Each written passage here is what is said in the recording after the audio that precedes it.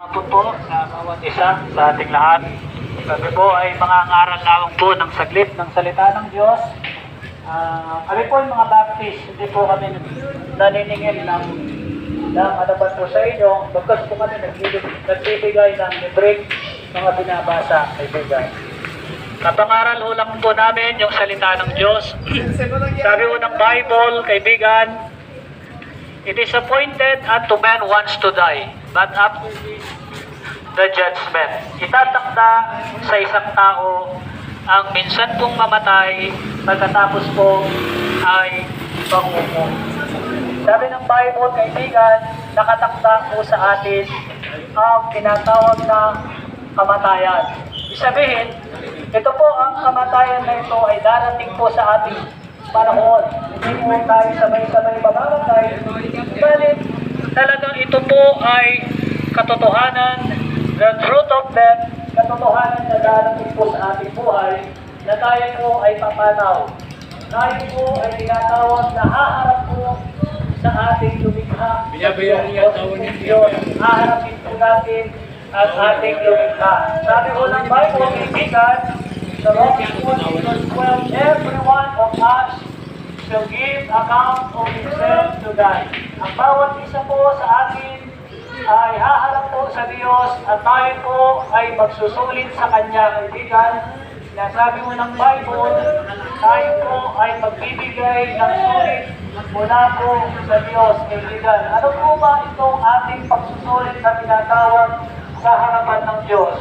Sapagkat ang Diyos, kaibigan, isa po siyang banal, isang matuwid, isang makatarungan, walang bahid na kasalanan. Ayaw po niya ang tinatawag na kasalanan. Ayaw po niya ang lupit sa kanyang kalagayan, kaibigan. O tinatawag ng kampihan o kasalanan na tinatawag. Ngunit ang sinasabi ng Bible, kaibigan, sa Romans chapter 3 verse 23, for all have sinned and come short of the glory of God. Sapagkat ang lahat ay nagkasala at hindi makakaabot sa kalwalhatian ng Diyos.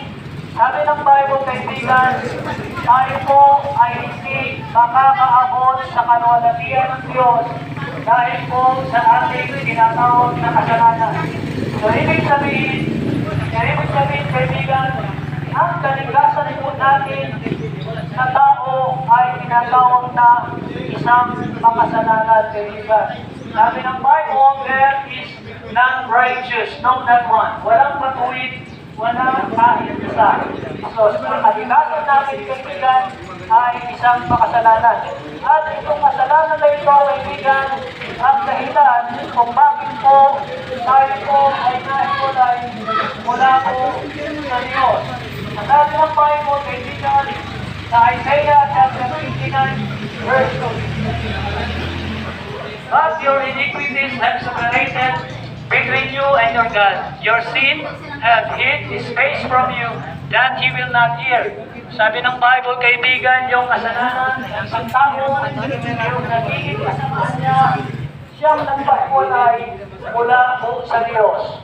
Kaya ang kanyang mukha ay kanya pong itinago, ang kanyang tenga ay kanya pong isinara. Yung pong dahilan na yung kaibigan, lahat po ng nabanggit na yon, yung nahiwalay po tayo sa Diyos, na tago ang kanyang mukha,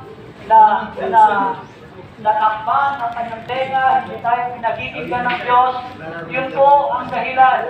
Ang dahilan po nito ay ang tinatawag na kasalanan. Sapagkat sinasabi ng Bible, for there is none righteous, no not one. Walang matuwid, wala kahit isa. At meron yung tinatawag na kaparusahan sa Bible ang isang kasalanan ng tao. Ang kasalanan ng isang tao ay meron yung tinatawag na kaparusahan. Sabi ng Bible sa Romans chapter 3 verse 23, for the wages of sin is death, but the gift of God is eternal life through Jesus Christ our Lord. Sabi ng Bible, for the wages of sin is death. Ang kabayaran ng kasalanan ay kamatayan. Yun po ang ating pong parusa mula sa Diyos sa ating lumikha. Ang kasalanan ang kabayaran ay tinatawag na kamatayan. Yan po yung dahilan kung bakit din po tayo pumapanaw. Yan po yung dahilan bakit din po tayo bumabalik sa lupa. Yan po yung dahilan kung bakit din po tayo namamatay sapagkat yung tinatawag na kasalanan. For the wages of sin is death. Ang kabayaran ng kasalanan ay kamatayan. Yan po yung realidad. Yan po yung katotohanan na sinasabi ng Bible na kung saan tayo po ay magbabayad sa ating kasalanan, yung po tinatawag na kamatayan. Yan po yung unang kamatayan na sinasabi ng Bible. Ngunit, merong sinasabi po ang Bible, kaibigan, na mas nakakakilabot na kaparusahan, mas nakakagulat na kaparusahan ng tao dahil po sa kanyang kasalanan. At ang tawag dito, kaibigan, ay second death o ikalawang kamatayan. Ang unang kamatayan ay ang physical nating kamatayan na ang ating katawan ay babalik po sa alabok. Tayo po ay mamamatay. Ngunit ang ikalawang kamatayan, kaibigan, ay tinutukoy po ng Biblia doon po sa Revelations 20, 14, and 15 kung saan sinasabi ko ng talata, and death and hell were cast into the lake of fire. This is the second death. Ang sabi ng Bible, kaibigan, ang impyerno, ang kamatayan, ay ihahagis sa dagat-dagatang apoy. Ito ang ikalawang kamatayan. This is the second death, ang sabi ng Bible. And whosoever was not found written in the book of life was cast into the lake of fire. Ang sino mang daw hindi makikita sa aklat ng buhay, kaibigan, doon sa langit, may aklat ng buhay po doon. Kung hindi ka makita doon, ang sabi ng Bible, ay dadanasin po natin yung ikalawang kamatayan. Kailangan po ay makita ang pangalan natin sa aklat ng buhay. Sabi ng Bible, and whosoever was not found written in the book of life was cast into the lake of fire. Ibibigay sa atin ang ikalawang kamatayan kung hindi tayo makita sa aklat ng buhay.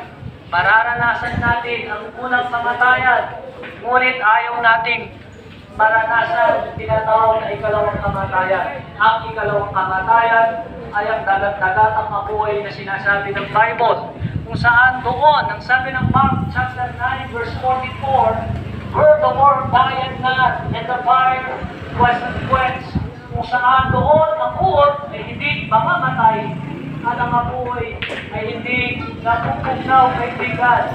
Ayaw po nating mapunta doon. Ayaw po natin maranasan yun. Hindi yung ating pagkapasok doon sa baga ng apoy ay masakit na para sa atin.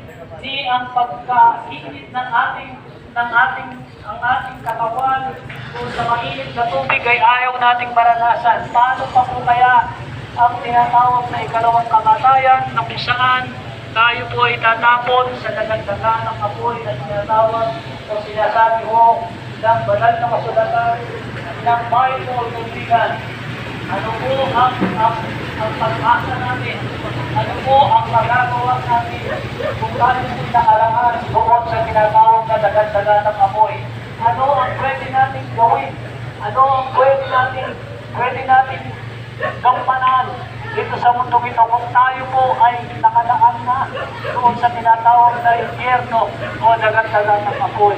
Kaibigan, yung dahilan dahil sa kasalanan. Ang mabuting balita, kaibigan, hindi lamang po masamang balita ang sinasabi ng Bible, kung hindi, meron din pong tinatawag na mabuting balita ang Bible. At ang mabuting balita ng Biblia, kaibigan, ay si Jesucristo na siya pong namatay para sa ating kalagayan. Siya po ang pumalit sa ating kalagayan, kaibigan.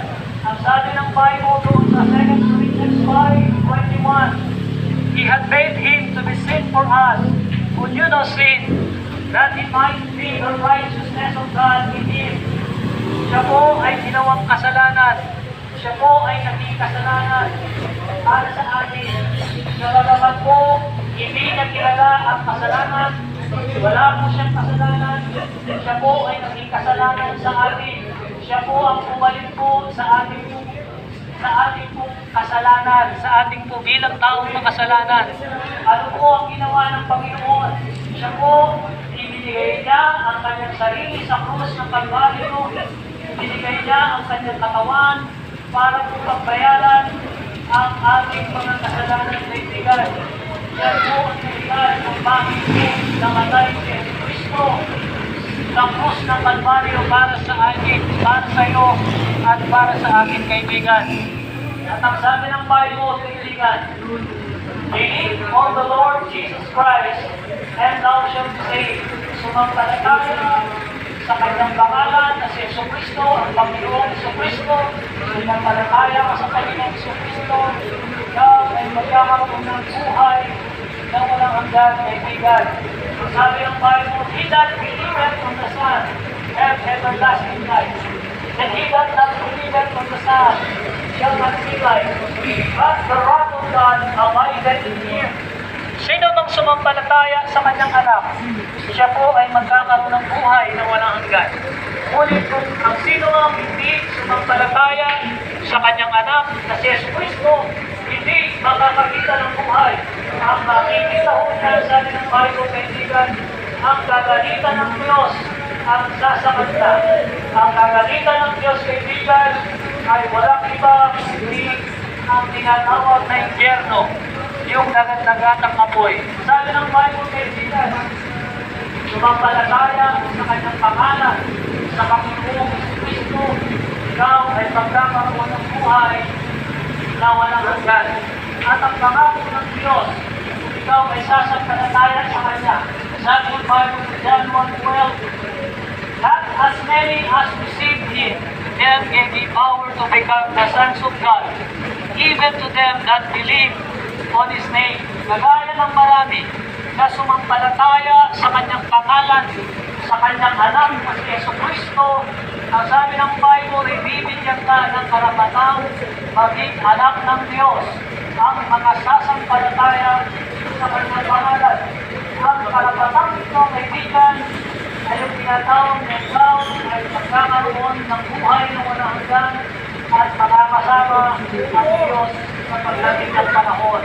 Ngunit kung ikaw ay sasampalataya lamang sa Kanyang anak na si Jesucristo, piliin natin ang sumampalataya sa Kanyang anak na si Jesucristo habang meron pa po tayong hininga, habang meron pa po tayong buhay, sapagkat pagdating ng araw, pagdating ng panahon, tayo po ay papanaw, tayo po ay mawawalan ng buhay, sakalang natin tatawagin po ang Diyos, sakalang natin bibigkasin ang Kanyang pangalan.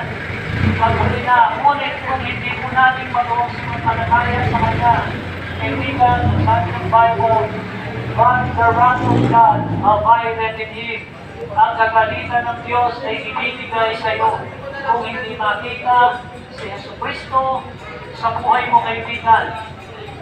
Ang number one po na kaligtasan ay ang Panginoon nating Jesucristo, ang pagsampalataya sa Kanyang nag-iisang anak na si Jesucristo, upang ang katwiran ng Diyos, sabi ng Bible, ay mapunta sa atin.